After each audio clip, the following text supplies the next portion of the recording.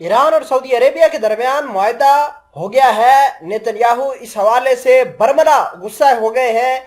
सोनी हुकूमत के वजीर आजम बिन्यामिन नेतन्याहू ने ईरान और सऊदी अरेबिया के दरमियान मुआहदे के बारे में अपने गुस्सा छुपा नहीं सकते। सऊदी अरेबिया को ईरान के साथ ताल्लुकात को मामूल पर लाने के नतायज से खबरदार कर दिया और कहा कि सऊदी अरेबिया को इसके नतायज भुगतना पड़ेंगे। CNBC को इंटरव्यू देते हुए नेतन्याहू ने बड़ा दावा किया है कि ईरान के साथ ताउन करने वाले बदकिस्मती से ताउन कर रहे हैं। यमन, शाम और इराक को देख ले, मशरक़ वस्ता के 95% मसाइल ईरान की वजह से हैं। तेहरान और रियाज के दरमियान मुआहदे के बारे में नेतन्याहू ने कहा कि मेरी राय में शायद इसका ताल्लुक यमन में कशीदगी को कम करने या यहाँ तक तवील अलमुद्दती तनाज़े को ख़त्म करने की ख्वाहिश से है।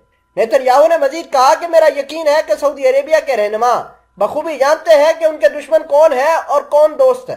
सोनी हुकूमत के वजीर आजम नेतन्याहू ने अपनी तकरीर जारी रखी, जिससे इस हुकूमत में खौफ जाहिर होता है और मशरक़ वस्ता में अमरीकी मौजूदगी को मजबूत करने पर जोर भी नेतन्याहू ने दिया है। याद रहे कि सऊदी अरेबिया और ईरान ने 10 मार्च को अपने सफारती ताल्लुकात बहाल कर लिए थे और 2 माह के अंदर अपने सफारत खाने दोबारा खोलने पर इत्तफाक भी किया था।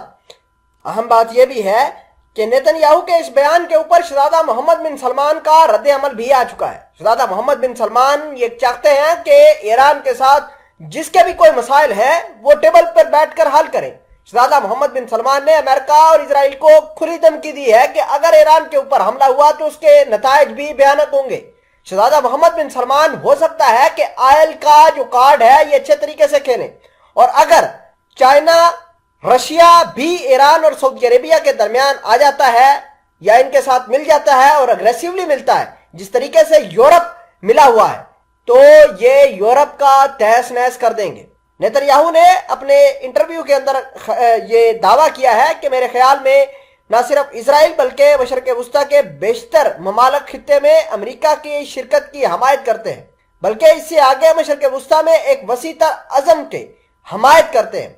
नेतन्याहू ने कहा कि मेरे ख्याल में अमेरिका के लिए मशरक़ वस्ता में अपनी वाबस्तगी और शमूलियत के बारे में वाज़ेह होना बहुत ज़रूरी है। नेतन्याहू ने इंटरव्यू के एक और हिस्से में ईरान और सऊदी अरेबिया के ताल्लुकात के मामूल पर आने पर तफसील जाहिर कर दी है। ताल्लुकात की बहाली के लिए ईरान सऊदी अरेबिया के मुआहदे का हवाला देते हुए नेतन्याहू ने कहा कि मैं समझता हूं कि मुआहदा शायद ज्यादातर सऊदी अरेबिया की यमन में तवील अलमुद्दती जंग को रोकने की ख्वाहिश की वजह से हुआ था। नेतन्याहू ने कहा कि मेरे ख्याल में सऊदी अरेबिया की क़यादत को इस बारे में कोई वहम नहीं है कि उनके दोस्त कौन है और दुश्मन कौन है।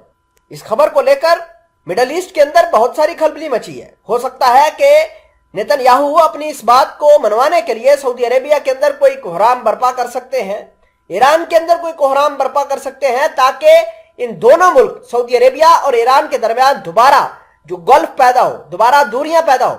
और मैं आपको ये बताता जाऊं कि इसराइल पहले भी इस तरह के काम करता रहा है। जब साल 2019 में सऊदी अरेबिया और ईरान इराक के अंदर अपने मुआहदे करने के लिए टेबल पर बैठते थे, उस वक्त यमन के रास्ते से इसराइल सऊदी अरेबिया के अंदर बहुत बड़े हमले करवाता रहा है और यूं इसराइल के इन हमलों की वजह से सऊदी अरेबिया और ईरान 2019 में मुआहदे तक नहीं पहुंच पाए थे।